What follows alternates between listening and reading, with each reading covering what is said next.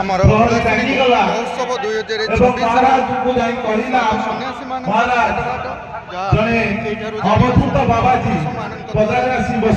ଓଳାଶୁଣୀ ପୀଠ ଅନନ୍ତ ଗୁମ୍ଫା ନାମରେ ନାମିତ ହୋଇ ଆସିଛି। ମହାପୁରୁଷ ମାନଙ୍କର ସମ୍ମିଳନୀ ଏ ସମୟରେ କିଛି ଦିଗ୍ଦର୍ଶନ ଦେଉଛି। ରାଜା ଦୌଡ଼ି ଆସିଲେ, ଦୌଡ଼ି ଆସି ଲମ୍ବ ହୋଇ ପଡ଼ିଗଲେ ସେହି ଅବଧୂତ ଅରକ୍ଷିତଙ୍କ ପାଦ ତଳେ।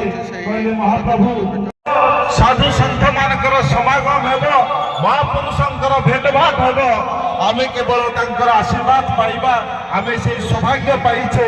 ତାଙ୍କ ସାନିଧ୍ୟରେ ନେବା, ସେଥିପାଇଁ ସମସ୍ତଙ୍କ ନିକଟରେ ଆଉ ଥରେ କୃତଜ୍ଞତା ଅର୍ପଣ କରୁଛି, ଆଉ ଥରେ ବନ୍ଦନା କରୁଛି ମହାପ୍ରଭୁଙ୍କୁ ବା ଓଳାଶୁଣୀଙ୍କୁ, ମହାପ୍ରଭୁ ଶ୍ରୀ ଜଗନ୍ନାଥ। ନମସ୍କାର, ଜୟ ଜଗନ୍ନାଥ।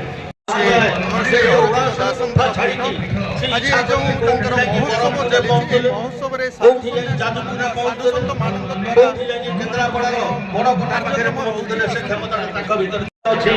ଯେଉଁମାନେ ସବୁ ଝାଡ଼ନ୍ତି ଫୁଙ୍କନ୍ତି, ସେମାନେ ପିଲା ଯଦି ଡରିଛି ତାକୁ କ'ଣ କରନ୍ତି ନା ଆଗେ ଛାଡ଼ି ଦିଅନ୍ତି।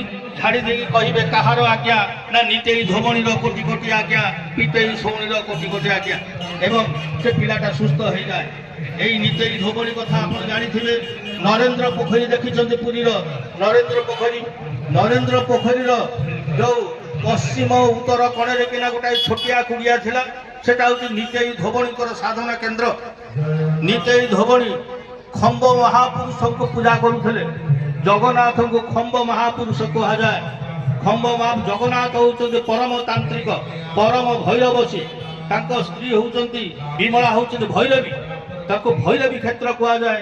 ଜଗନ୍ନାଥ ଦର୍ଶନ କରୁଥିଲେ ନିତେଇ ଧୋବଣୀ। ଦିନେ ନିତେଇ ଧୋବଣୀ ବସିଛନ୍ତି, ହଠାତ୍ ଦେଖିଲେ ଗୋଟା ବର ଗଛ ଉଡ଼ି ଆସୁଛି ଏବଂ ବର ଗଛ ଉପରେ ଜଣେ ସାଧୁ ବସିଛନ୍ତି। ସେ ସାଧୁ ଆସିଥାନ୍ତି କାମାକ୍ଷାରୁ, ସେ ଆସିଛନ୍ତି ଜଗନ୍ନାଥଙ୍କୁ ଦର୍ଶନ କରିବା ପାଇଁ। ଗୋଟା ବର ଗଛ ଉପରେ କେତେ କ୍ଷମତା ଥିଲା ସେମାନଙ୍କର, ଜ୍ଞାନର। ପବିତ୍ର ଓଳାଶୁଣୀ ଗୁମ୍ଫାର ଯେଉଁ ଗୁମ୍ଫାଠାରେ ଯେଉଁ ମେଳାର ଆୟୋଜନ ରହିଛି, ଏଠାକୁ ଅନେକ ସାଧୁ ସନ୍ନ୍ୟାସୀ ମାନେ ଆସିଛନ୍ତି। ସାଧୁ ସନ୍ଥ ମାନଙ୍କ ଦ୍ୱାରା ଏଠାରେ ଅନେକ କାର୍ଯ୍ୟକ୍ରମ ସବୁ ରହୁଛି। ଜନମଙ୍ଗଳ କାର୍ଯ୍ୟ କିଛି କରିବା ପାଇଁ ଉପଦେଶ ମଧ୍ୟ ଦେଉଛନ୍ତି। ଇଏ ହେଉଛି ସେହି ପୀଠ। ଏହି ପାହାଡ଼ର ଶିଖରରେ ମହାପୁରୁଷ ଅରକ୍ଷିତ ଦାସଙ୍କ ପୀଠ, ଯାହା ଆମେ ଶ୍ରଦ୍ଧାଳୁ ଭକ୍ତମାନଙ୍କ ସହ ଆଲୋଚନା ରଖିଲେ। ଆସନ୍ତୁ ବୁଲିଯିବା ମହାପୁରୁଷଙ୍କ ପୀଠ, ପ୍ରଭୁ ଅରକ୍ଷିତ ଦାସଙ୍କ ପୀଠ। ଏଠିକୁ ଆସିଲେ ଆପଣମାନେ ସର୍ବପ୍ରଥମେ ଆମ ଅରକ୍ଷିତ ଦାସଙ୍କ ପୀଠକୁ ଯିବା। ଆସନ୍ତୁ ଆମେ ବୁଲି ଦେଖିବା। ପୀଠକୁ ଯିବା ପୂର୍ବରୁ ଏହି ସୁନ୍ଦର ପାହାଡ଼ର ଶିଖରରେ ଏଠି ହନୁମାନଙ୍କ ପ୍ରତିମୂର୍ତ୍ତି ଏବଂ ଅନେକ ମନ୍ଦିର ସବୁ ଅଛି। ଆସି ବୁଲିଯିବା। ସ୍ୱାସ୍ଥ୍ୟ ସେବା ମଧ୍ୟ ଯୋଗାଇ ଦିଆଆସୁଛି। ଆଜି କାହିଁକିନା 14 ତାରିଖରୁ ଯେଉଁ ଆରମ୍ଭ ହୋଇଛି, ପ୍ରାଥମିକ ସ୍ୱାସ୍ଥ୍ୟ ପାଇଁ ଯତ୍ନବାନ ହୋଇଛନ୍ତି ଆମର କିଛି ବନ୍ଧୁମାନେ। ଏଠି ସ୍ୱାସ୍ଥ୍ୟ ସେବା ମଧ୍ୟ ଯୋଗାଇ ଦିଆଯାଉଛି। ଯଦି କାହାର କିଛି ଅସୁବିଧା ହୁଏ, ଏଠାରେ ମଧ୍ୟ ସ୍ୱାସ୍ଥ୍ୟ ସେବା ପାଇପାରିବେ। ଇଏ ହେଉଛି ଆମ ଓଳାଶୁଣୀ।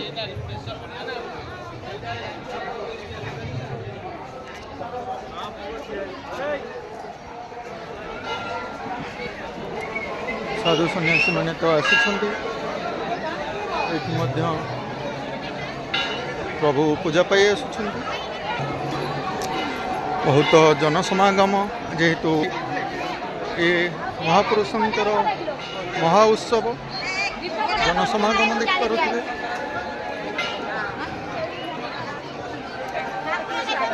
ଧାଡ଼ିରେ ଦର୍ଶନ କରିବାକୁ ପଡ଼ିବ, କାହିଁକିନା ଯେହେତୁ ମହୋତ୍ସବ ଅନେକ ଭକ୍ତମାନେ ଆସିଛନ୍ତି, ସେଥିପାଇଁ ଆମକୁ ଧାଡ଼ି କରି ଆମେ ଦର୍ଶନ କରିବା। ଆସନ୍ତୁ, ଧାଡ଼ି ଦର୍ଶନରେ ଶୃଙ୍ଖଳା ସହିତ ଦର୍ଶନ କରିବାକୁ ହେଲେ ଧାଡ଼ିରେ ତ ଦର୍ଶନ କରିବାକୁ ପଡ଼ିବ।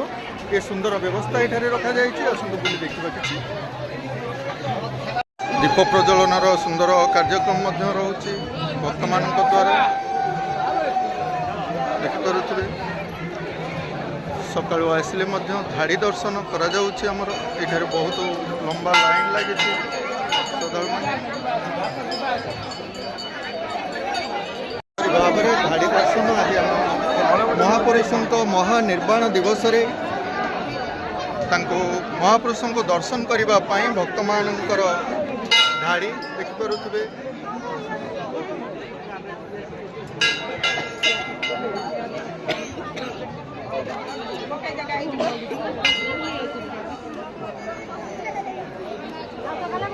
ପୁରୁଷଙ୍କର ପ୍ରିୟ ଭୋଗ ପୋଡ଼ପିଠା। ଓଳାଶୁଣି ଆସିଲେ ଆପଣମାନେ ପୋଡ଼ପିଠାର ସ୍ୱାଦ ନେବେ ତ ତା ସହିତ ଭୋଗ ଲାଗି ରହିଥାଏ। ଆଉ କିଛି ବାର୍ତ୍ତା ମଧ୍ୟ ଥାଏ ଯେଉଁ ଆମିଷ ବିଷୟରେ, ତାହା ଆମେ ପୂଜକଙ୍କ ସହ କଥା ହେବା ବା ବାବାଙ୍କ ସହ। କିନ୍ତୁ ଏଇ ଯେଉଁ ପୋଡ଼ପିଠା ଦେଖୁଛନ୍ତି, ପୋଡ଼ପିଠା ହେଉଛି ମହାପୁରୁଷଙ୍କର ପ୍ରିୟ ଭୋଗ ଭାବରେ ରହିଆସିଛି। ସେଥିପାଇଁ ଭକ୍ତମାନେ ଭୋଗ ଏଠାରୁ ନେଇକରି ଭୋଗ ଲଗାଉଛନ୍ତି ମହାପୁରୁଷଙ୍କ ପାଖରେ। ଏସବୁ ସୁନ୍ଦର ଚନ୍ଦନ କାଠ ନା କ'ଣ ଆଜ୍ଞା?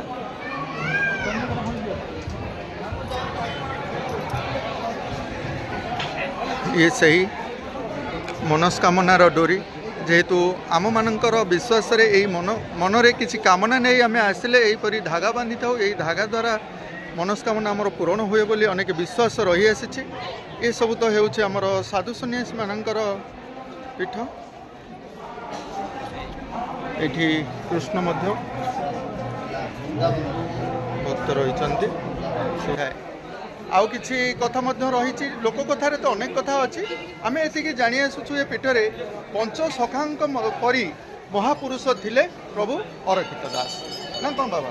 ଆଜ୍ଞା, ମହାପୁରୁଷଙ୍କ ବଡ଼ଖେମଟି ରାଜାଙ୍କର ଆଜ୍ଞା ପୁତ୍ର, ଏକମାତ୍ର ପୁତ୍ର। ଯେ ଅରକ୍ଷିତ, ତାଙ୍କ ନାଁ ବଳଭଦ୍ର ଦେବ ଥିଲା। ତାର ନାମ ଥିଲା ବଳଭଦ୍ର। ସେ ଗୃହସ୍ଥ ଜୀବନରେ ଥିଲେ କି? ଆଜ୍ଞା, ତାପରେ ସେ ତ୍ୟାଗ କରିକି ସାଧନା କରିକି 17 ବର୍ଷ ବୟସରେ ରାଜବାଟୀ ତ୍ୟାଗ କଲେ।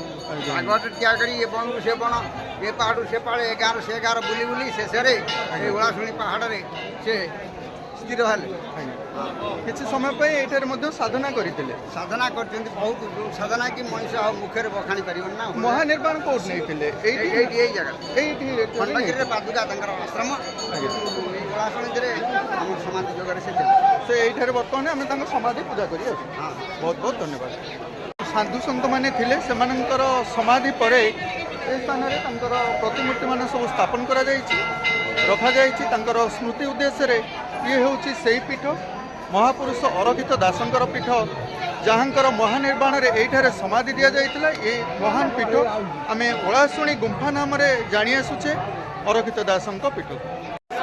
ମହାପୁରୁଷ ଅରକ୍ଷିତ ଦାସଙ୍କ ପୀଠ ଓଳାଶୁଣୀ ଗୁମ୍ଫା ନାମରେ ମଧ୍ୟ ଏହି ପୀଠଟି ନାମିତ। ତଳେ ମା ଓଳାଶୁଣୀ ପୂଜା ପାଇ ଆସୁଛନ୍ତି ଏବଂ ଉପରେ ମହାପୁରୁଷ।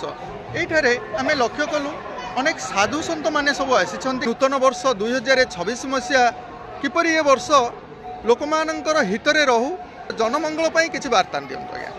ଆମେ ତ କଳିଯୁଗ କହି ଆଜ୍ଞା ଚାଲୁଛେ। ଏ କଳିଯୁଗରେ ଯଦି କର୍ମ ଆମର ଯାହା ସବୁ ଉପରେ ଲେଖା ଅଛି ଯଦି ତାହା ଘଟିବ ତାହେଲେ ଆମେ କିଛି ବୁଝି ହିଁ ପାରୁନୁ। ଯଦି ଲେଖା ଅଛି ତାହା ତ ଘଟୁଛି, ପୁଣି ଆମକୁ କାହିଁକି ଯିଏ ଚୋରି କରୁଛି ତାକୁ ଚୋର କୁହାଯାଉଛି, ତାକୁ ପୁଣି ହାଜତକୁ ନିଆଯାଉଛି। ଏମିତି କାହିଁ ସବୁ ଘଟଣା ହେଉଛି? ଏ ବିଷୟରେ ଟିକେ କିଛି ମତ ଦିଅନ୍ତୁ ଆଜ୍ଞା। ଜଗତ କଲ୍ୟାଣ ହଉ, କଳିଯୁଗ ମାନେ କରିଯୁଗ, ଯାହା କରିବା ସେଇଆ ପାଇବା। ଆଉ କର୍ମ ନେଇ ଫଳ ଆମକୁ ମିଳିଥାଏ ଆଜ୍ଞା। ସତ୍ୟ ଯୁଗରେ ତାହା ନଥିଲା କି? ତ୍ରେତୟା ଦ୍ୱାପରରେ କ'ଣ ନଥିଲା କି? କର୍ମ ଯେମିତି ଚାରି ଯୁଗରେ ଅଛି, ତାହେଲେ ଏ ଯୁଗରେ ପ୍ରଭାବ ଅଧିକ ରହୁଛି କି କଳିର? ମିଡିଆ ତାକୁ ଅଧିକ ପ୍ରଭାବ କରୁଛି। ସେତେବେଳେ ମିଡିଆ ନଥିଲା, ଆତ୍ମଘୋଷିତ ବାବା ବହୁତ ହେଇଗଲା। ଆଜ୍ଞା, ପ୍ରଥମେ ଆମେ ଟିକେ ଜାଣିବା ଆଜ୍ଞା, ସର୍ବପ୍ରଥମ ଜ୍ଞାନୀ କାହାକୁ ଆମେ କହିବା? ଯେଉଁମାନେ ଶାସ୍ତ୍ର ଅଧ୍ୟୟନ କରିଛନ୍ତି ନା, ମୁନି ଋଷି ନା। ମୁଖ ବନ୍ଦ କରିକି ବାକ୍ୟ କିଛି ଛାଡ଼ିଲା ନାହିଁ, ସେ ହେଉଛି ଜ୍ଞାନୀ। କିନ୍ତୁ ଏଇ କଥାରୁ ଆମେ ଜାଣିଲେ ମୁଖ ବନ୍ଦ ରଖି ସେ ଜ୍ଞାନର ଅଧିକାରୀ ହେଲା ପରେ ସେ ଜ୍ଞାନକୁ ପ୍ରକାଶ କରିବାରେ ଅସୁବିଧା କୋଉଠି ରହୁଛି ଆଜ୍ଞା? ନା କେବଳ ନିଜେ ସେ ଜ୍ଞାନୀ ହୋଇ ସେ ଜ୍ଞାନର ମାର୍ଗ ଜାଣି ବା ଯେମିତି ମହାପୁରୁଷ ଜ୍ଞାନୀ ଥିଲେ ଆଜ୍ଞା, ମିଡିଆ ଆଗରେ କି ଶୋଷ୍ୟ କରିନଥିଲେ, ଯାହାଫଳରେ ତାଙ୍କ ସମାଧିଟା କଥା କହିଥିଲେ। ଆଜ୍ଞା ଆଜ୍ଞା, ଶିଷ୍ୟ ତ ମହାପୁରୁଷ କରିନାହାନ୍ତି। ନାଇଁ, ମହାପୁରୁଷ ଶିଷ୍ୟ କରିନାହାନ୍ତି। ତ ସେଇ କଥା ତ ରହି ଆସିଛି। କରୁଣା କର ପାପ, କରୁଣା ଲାଭ କରିବା ପାଇଁ ଏବେ ଆସିଲେ କ'ଣ ସମାଧି କଥା କହୁଛି ଆଜ୍ଞା? କରୁଣା ବର୍ଷା କରିବ ସମାଧି? ନିଶ୍ଚିତ ସମାଧି ଜୀବନ୍ତ। ତ ମହାପୁରୁଷଙ୍କର କିଛି ଅଲୌକିକ ଶକ୍ତି ଥିଲା କି? ଜୀବନ୍ତ ଅନୁଭବ କଲେ ବୁଝିପାରିବେ। ଆଚ୍ଛା ଆଚ୍ଛା, କହିଲେ ବୁଝୁନି, ଅନୁଭବ କରିବାକୁ ପଡ଼ିବ। ତ ଧର୍ମ ତ କହୁଛି ନା ବିଶ୍ୱାସ ନା ଆଜ୍ଞା। ଆମର ବିଶ୍ୱାସ ବଳେ ତ ସର୍ବସିଦ୍ଧି ନା। ପ୍ରଥମେ ବିଶ୍ୱାସକୁ ଆଣିବାକୁ ପଡ଼ିବ। ବିଶ୍ୱାସଟା ନିଜ ଉପରେ ଆଜ୍ଞା। ଆଚ୍ଛା ଯାର ସ୍ୱାର୍ଥ ନାହିଁ ତାର ବିଶ୍ୱାସ ସମ୍ପୂର୍ଣ୍ଣ ରହିବ। ବହୁତ ବହୁତ ଧନ୍ୟବାଦ ଆଜ୍ଞା। କିନ୍ତୁ ଆମେ ଜାଣିଛୁ ସାଧୁ ସନ୍ଥ ମାନେ ତାଙ୍କର ଆଉ କିଛି ପୋଷାକ ପରିଧାନ କରନ୍ତି, ଆପଣ କଳା ବସ୍ତ୍ର ପରିଧାନ କରିଛନ୍ତି, ଏ ବିଷୟ ଟିକେ ଜାଣିବାକୁ ଚାହୁଁଛୁ। କଳାରୁ ଧଳା ସବୁ, କଳା ପ୍ରଥମେ କଳା ତାପରେ ଧଳା। ଆଚ୍ଛା ତାମାନେ ସାତ ରଙ୍ଗ ଭିତରେ କଳା ଧଳା ତ ନାହିଁ। କଳା ଧଳା ସବୁଜ ନା ନା ତା ଭିତରେ ବାଇଗଣୀ ତ କଳା ଧଳା ନାହିଁ। କଳା ଧଳା ନାହିଁ। ନା। ସେ ସାତଟି ରଙ୍ଗ କ'ଣ ଆଜ୍ଞା କହିବେ ଟିକେ? ଆରେ ମୁଁ ଜାଣି ନାହିଁ। ଆଚ୍ଛା ଯୋଉ ଇନ୍ଦ୍ରଧନୁ କହିଲେ କି ବାଘନିଶ ହେଲା ନା କ'ଣ ଗୋଟେ କହୁଛ। ହଉ ଆଜ୍ଞା। ମୁଁ ତ ପଢ଼ାପଢ଼ି ଜାଣିନି, ଆକୁ ନେଇ କ'ଣ କରିବି। ସୁନ୍ଦର ଏକ ଅବ୍ୟକ୍ତ ନିର୍ଗୁଣ ବ୍ରହ୍ମ ଅନନ୍ତଙ୍କ ମର୍ତ୍ତ୍ୟାପତ ବହୁତ ସୁନ୍ଦର ବାର୍ତ୍ତା ରଖିଲେ। ତ ଆମେ ଆଶା କରୁ ଭକ୍ତ ତ ହେଇକରି ଆସୁଛୁ ଅରକ୍ଷିତଙ୍କର, ଅରକ୍ଷିତଙ୍କ ପାଖକୁ ଆସିଲେ ଆପଣମାନେ ଆସୁଛନ୍ତି କିନ୍ତୁ ଗୁପ୍ତରେ ରହିଯାଉଛନ୍ତି। ଭକ୍ତ ଅଧୀନ ବା ଭଗବାନ, ତ ଭକ୍ତ ଅଧୀନ ହେଉଛି ଅରକ୍ଷିତ, ଆଜ୍ଞା ଆଜ୍ଞା ଅରକ୍ଷିତ ଅଧୀନ ଭକ୍ତ ନୁହନ୍ତି। ହଉ ଆଜ୍ଞା ବହୁତ ବହୁତ ଧନ୍ୟବାଦ। ସାଧୁସଙ୍କ ପୀଠକୁ ଆସିଲେ ବର୍ତ୍ତମାନ ଏଇ ଯେଉଁ ମହୋତ୍ସବଟିଏ ଚାଲିଛି, এই ମହୋତ୍ସବରେ ଅନେକ ସାଧୁ ସନ୍ଥମାନେ ଆସି ଯୋଡ଼ି ହୋଇଛନ୍ତି ଏ ପୀଠରେ। ଆସନ୍ତୁ ଟିକେ କହିବେ ଆଜ୍ଞା এই ମହାପୁରୁଷଙ୍କ ବିଷୟଟି। ଭଗବାନ ମହାପୁରୁଷ ଅରକ୍ଷିତ ଠାକୁର ସଚେତନରେ ଆଜି ଏଇ ଯେଉଁ ମେଳାଟି ଚାଲିଛି, ମହାପୁରୁଷ ଅରକ୍ଷିତ ଠାକୁରଙ୍କର ଆଜି ହେଉଛି ମାଘ କୃଷ୍ଣ ଏକାଦଶୀ, ଷଷ୍ଠୀରା ଏକାଦଶୀ ଆଉ ମକର ସଂକ୍ରାନ୍ତି ମଧ୍ୟ ଏ ବର୍ଷ ପଡ଼ିଛି, ଏକା ସାଥିରେ ପଡ଼ିଛି। ଏଇ ସଂକ୍ରାନ୍ତି ଆଉ ଏକାଦଶୀଟି ଆଜି ତାଙ୍କର ଶ୍ରାଦ୍ଧବାର୍ଷିକ ଦିନ। ଶ୍ରାଦ୍ଧବାର୍ଷିକ ଆଜି ମହାପୁରୁଷଙ୍କର ଅରକ୍ଷିତ ଶ୍ରାଦ୍ଧବାର୍ଷିକ ଦିବସ। ଆଜ୍ଞା এই শ্রাদ্ধবার্ষিক দিবস উপলক্ষে সেইটা পালন କରାଯାଉଛି। ଏ କେତେ ଦିନ ଧରି ଚାଲିବ? ଆଜି ଆମର 11 ଦିନ ଧରି ଚାଲିବ। 11 ଦିନ ମେଳାଟି 11 ଦିନ ଧରି ଚାଲିବ। ଲକ୍ଷାଧିକ ଭକ୍ତ ମଧ୍ୟରେ ଖାଦ୍ୟପେୟର ବ୍ୟବସ୍ଥା ମଧ୍ୟ, ପ୍ରସାଦ ସେବାର। ହଁ ଆମେ ତ ଦେଖି ଆସିଲୁ ତଳୁ ମର୍ଣ୍ଣିଂରୁ ମଧ୍ୟ ବ୍ରେକଫାଷ୍ଟର ବ୍ୟବସ୍ଥା ହେଇଛି। ପ୍ରସାଦ ତ ଅନବରତ ରହି ଆସିଛି ଆଜ୍ଞା। ଭକ୍ତମାନେ ମଧ୍ୟ ଧୀରେ ଧୀରେ ବହୁ ସମାଗମ ହେଲେଣି। ମହାପୁରୁଷଙ୍କର ସମାଧି କ'ଣ ଏବେ କଥା କହୁଛି ଆଜ୍ଞା? ହଁ, ତାଙ୍କର ତ ସମାଧି ତ କଥା କହୁଛି। ତାଙ୍କର ଏକମାତ୍ର ଗୋଟେ ଚୁଟି ବଢ଼ୁଛି, ଯେଉଁ ଚୂଳଟି ବଢ଼ୁଛି, ସେ ଚୂଳ ଏତେ ବଡ଼ ଚୁଟି ହେଲାଣି। ଗୋଟିଏ ଚୁଟି ଜଣେ ମା ସେବା କରୁଥିଲା, ସେ ସେବା କରିବା ସମୟରେ ଗୋଟେ କୁଣ୍ଡେଇ ଦେଉଥିବା ସମୟରେ ସେ ରଖିଦେଇଥିଲେ ମା ରଖିଥିଲେ। ସେ ବଢ଼ୁଛି ବର୍ତ୍ତମାନ। ବାବାଙ୍କୁ କହିଲେ ଯେ ବାବା ଆ ଚୁଟିଟି ଖସି ପଡ଼ିଲା, ମା ତୁ ରଖିଥିବା ମୁଁ ଆସିବା ପର୍ଯ୍ୟନ୍ତ। ବହୁତ ସୁନ୍ଦର କଥା। এই ଚୁଟି ଉପାଖ୍ୟାନଟିଏ କେବେ ପାଳିତ ହୁଏ? ମହାପୁରୁଷଙ୍କ ପାଖକୁ ଆସନ୍ତି ନା ଚୁଟି କିଛି ଆସନ୍ତି? ଦଶମୀ ତିଥିରେ ଆଜ୍ଞା ଆସନ୍ତି। କାଲି ତ ଆସିଥିଲେ, ଗତକାଲି ଗଲା। ଆଜ୍ଞା ଆଜ୍ଞା ଛୁଟି ଆସିଲା, ଛୁଟି ମହାସମାରୋହରେ ଆସିଥିଲା। ଘଣ୍ଟ ଘଡ଼ି ଏବଂ ନାଚ ଗୀତ ମାଇକି ବାଜିକି ବହୁତ ପ୍ରସେସନରେ ଠାକୁର ଆସିଥିଲେ। ଆସିକିରି ମଧ୍ୟ ସେଇଠି ପୁଣି ବର୍ତ୍ତମାନ ମହାପୁରୁଷଙ୍କ ସାନ୍ନିଧ୍ୟରେ ମଧ୍ୟ ପୂଜା ପାଉଛନ୍ତି। ଠାକୁରଙ୍କ ପାଖରେ ଅଛି, ଚୁଟି ଠାକୁରଙ୍କ ପାଖରେ ଅଛନ୍ତି, ତେଣୁ ସେଇଠି ପୂଜା ପାଉଛନ୍ତି। ତାଙ୍କ ଚୁଟି ଯେଉଁଠି ଏତେ ବଡ଼ ହେଲାଣି, ଆମର ତ ଚୁଟି ସବୁ ପାଚି ପୁଚି ଯାଉଛି, ମନେ ହେଉଛି ଯେ ଚୁଟି ବଢ଼ୁଛି। ଏଭଳି ଗୋଟେ ଚୁଟି, ସେ ଗୋଟିଏ ଚୁଟି ଏତେ ବଡ଼ ହେଲାଣି, ସେ ଚୁଟିକୁ ବଢ଼ିବାରେ ଲାଗୁଛି। ହଁ, ତାଙ୍କର ମହିମା ରହୁଛି ନା, ଅଲୌକିକ ଶକ୍ତି ତ ମହାପୁରୁଷଙ୍କର ଥିଲା ନା। ଆମେ ଜାଣିବାକୁ ଚାହୁଁଛୁ ସେ ସମୟରେ ଯେଉଁ ମହାପୁରୁଷଙ୍କର ଶକ୍ତି ଥିଲା, ମହାପୁରୁଷଙ୍କର ସମାଧିରେ କ'ଣ ସେହିପରି କିଛି ଶକ୍ତି ରହୁଛି କି? ଏଇ କଥା ଜାଣିବା। ଚୁଟି ତ ରହିଛି, ଚୁଟି ମହିମା ତାଙ୍କର, এইଠାରେ ମଧ୍ୟ ସେଭଳି ଶକ୍ତି ରହୁଛି। ସେଭଳି ବହୁତ ଶକ୍ତି, ସେଭଳି ତ ନୁହଁ କିନ୍ତୁ ବହୁତ ଶକ୍ତି। ଯେ ମହାନ ପୁରୁଷ ତାଙ୍କର ଗୋଟିଏ ବାଣୀ ସଦାବେଳେ କହନ୍ତି ଠାକୁର, ତୋହ ମନ ଯେବେ ମୋହଠାରେ ଥିବ, ମୋହନ ତୋଠାରେ ଥିବ, ନିତ୍ୟ ମୁଦ୍ରା ମନେ ରାହସ କଲେ ଦିନେ ଭେଟା ଭେଟି ହେବ।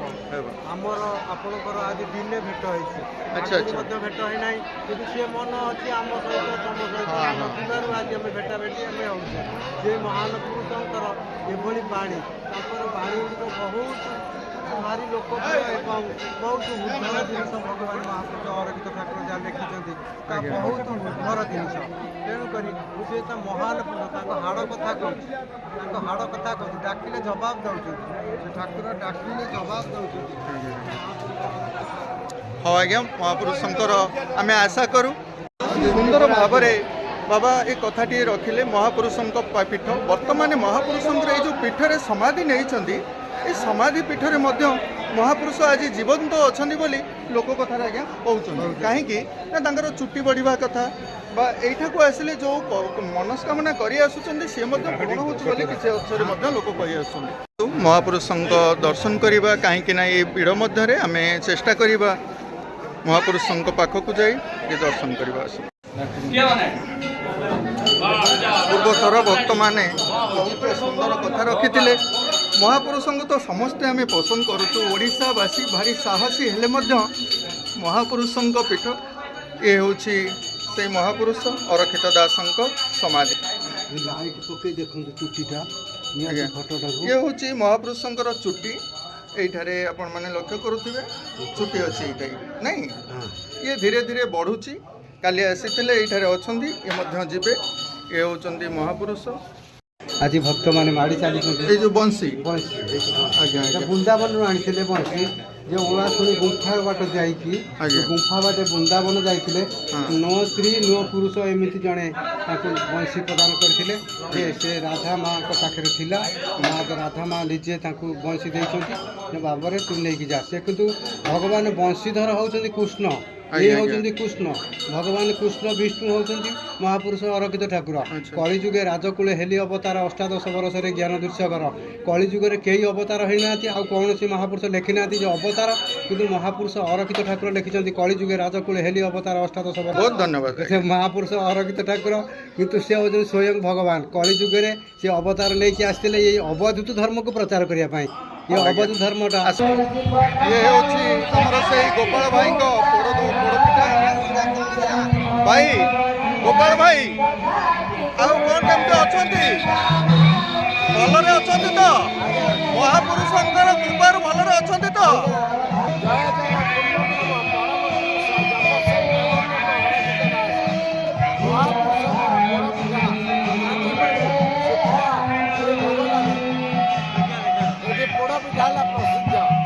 ମହାପୁରୁଷଙ୍କର ଭୋଗ ପୋଡ଼ପିଠା। ଆମିଷ ଏ ସ୍ଥାନରେ ଆମିଷ କରି ଖାଉଛନ୍ତି, ଆମିଷ ଭୋଜି ହେଉଛି।